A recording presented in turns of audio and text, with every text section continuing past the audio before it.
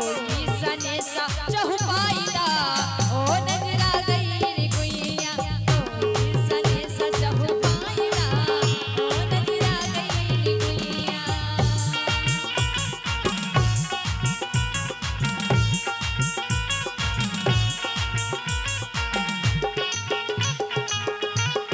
क्या बात है।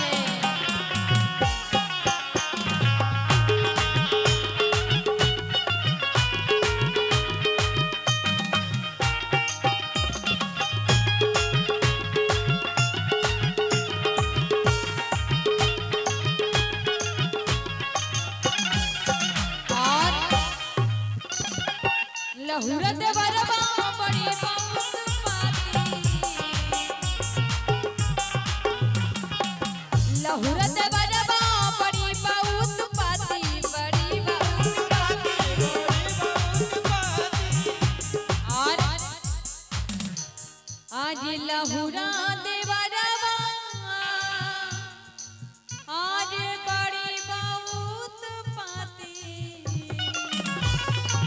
लेकिन देवर जी कहते हैं कैसे, अरे हम तो तेरे आशिक़े सदियों पुराने, अरे हम तो तेरे आशिक़े सदियों पुराने, चाहे तू माने चाहे न माने, चाहे तू माने चाहे न माने। और जब भौजाई सासू माँ से शिकायत करती हैं तब देवर जी भी कहते हैं भौजाई से, देखिए सुंदर सी भौजाई भी बैठी हैं, अरे हम तो तेरे आशिक़े सदियों पुराने, हम तो तेरे आशिक़े,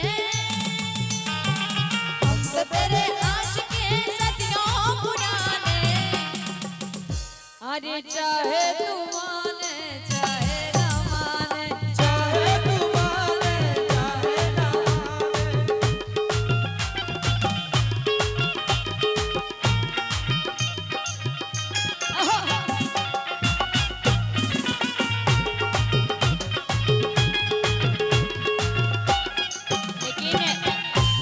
चाची जी आजी छोटकी ननदिया बड़ी बसावतिया, छोटकी ननदिया बड़ी बसावतिया, बड़ी बसावतिया, बड़ी बसा। और मतलब आगे सारी नंदों की संख्या है ना। आजी छोटकी ननदिया अरे बड़ी बसावतिया, अजे ननदों के कौना कराईदा ओ नजरा गई नी गुइया, ननदों के ससुरा के जाईदा ओ नजरा गई नी गुइया, ओ नजरा गई नी गुइया, नजरा गई नी गुइया, नजरा गई नी गुइया। पटना से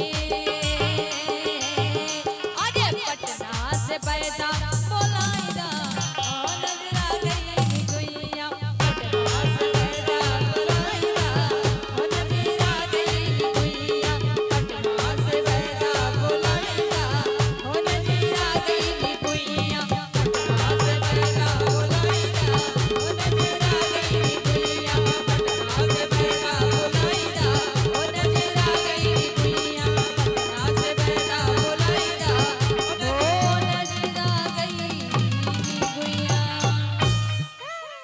अगर अच्छा लगा हो तो जोरदार ताली के साथ आशीर्वाद करें।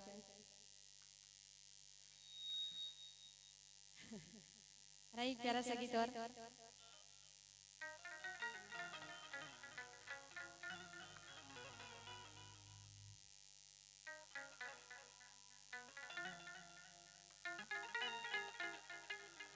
घर के सभी लोग कहाँ पर हैं?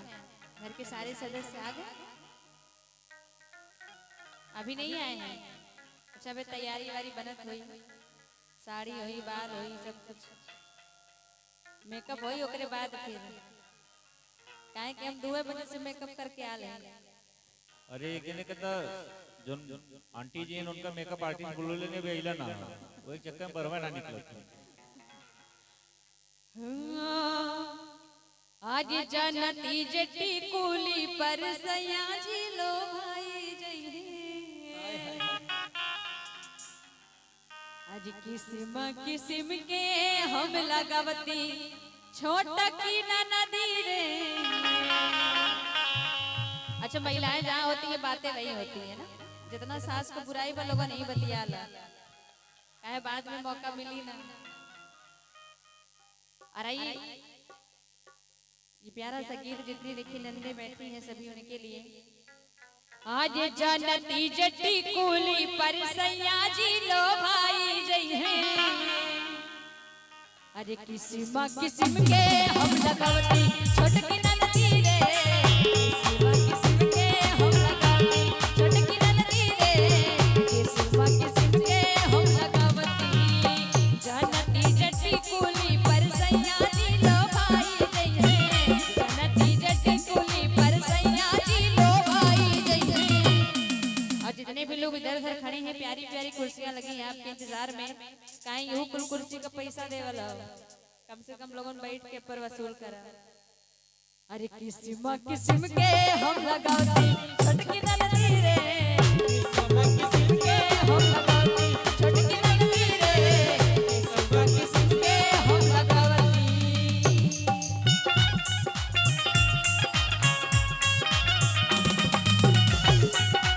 क्या बात है।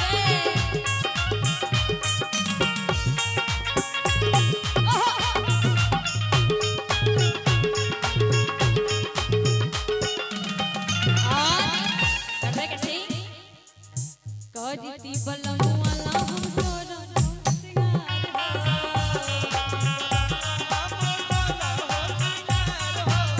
करवा में डलती अपना सोनामा के हार हो।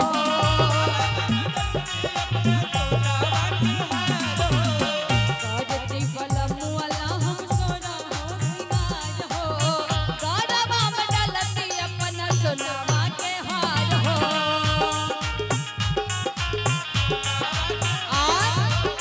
जनती जे झुमका पर घूम जई हम पियावा हो, जनती जे झुमका पर घूम जई हम पियावा हो।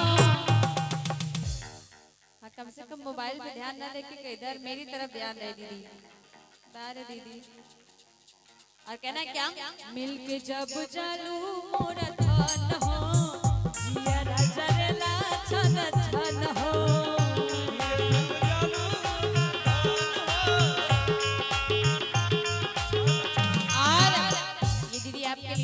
मिलके जब चलू मोर धान हो, जिया जरेला छन छन हो। हाँ चलू तो भाग हमर जाग जाए, हाँ चलू तो भाग हमर जाग जाए। ये तो बस मेरे मन की बात है, बस ये हम बोल रहे हैं, लेकिन ये सारी मन की बात जीजा जी की है।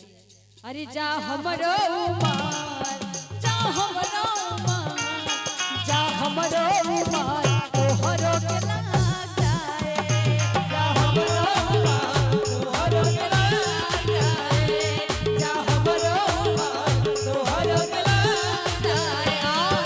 मिलने की तुम कोशिश करना, वादा कभी न करना, मिलने की तुम कोशिश करना, वादा कभी न करना, वादा तो टूट जाता है, वादा तो टूट जाता है।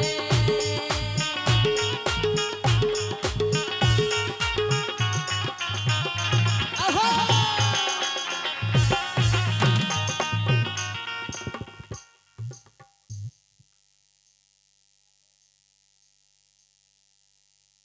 और ये देखिए आदरणीय अजय सिंह भैया की तरफ से प्यारा सा ये 501 रुपए का आशीर्वाद प्यारा है। और मैं हृदय की गहराई से धन्यवाद करूंगी भैया का, और आशीर्वाद की कामना करूंगी। और कहना कैसे, होठवा के ललिया कनवा के बलिया अखिया के रे खजरा, होठवा के ललिया कनवा के बलिया अखिया के रे खजरा। अच्छा जितने इधर देखिए मेरे डिपार्टमेंट के लोग बैठे, एक बात बता दें, कलाकार सिर्फ दो ही चीज से खुश होता है, या तो लोगन खूब ताली बजावा या तो खूब इनाम दो, दोनों में से एक काम करा लोग। हाँ कम से कम जोरदार ताली के साथ आशीर्वाद कर दीजिए है ना। और एक बार कहना कैसे, आज होठवा के ललिया कनवा के बलिया अखिया के रे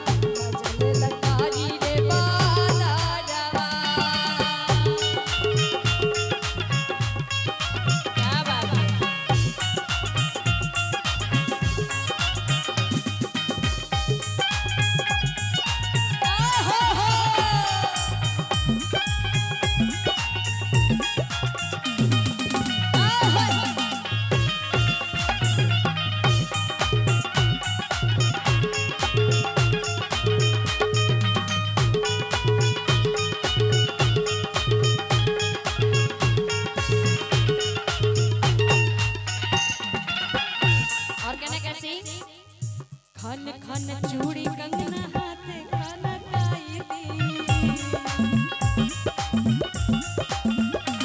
अपना बलमुआ जी के हम